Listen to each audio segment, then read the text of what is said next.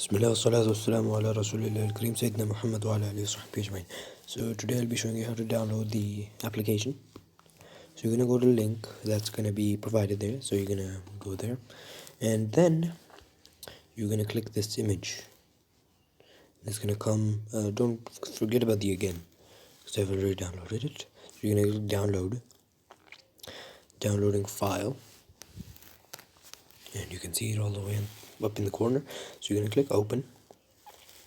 Staging app, and you have to set allow from Google Chrome and this and that. Okay, so that's what install, because I've already done before. I've allowed the permissions, but you have to allow. Click install anyway here.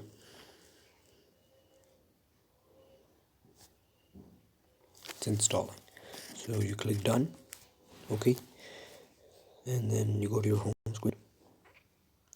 You come down, and here's your application, Islamic Institute. So I'll take you to the easy steps. You click login, and of course remember pin verification, self login. And this isn't working right now, so you click self login. It'll take your login information,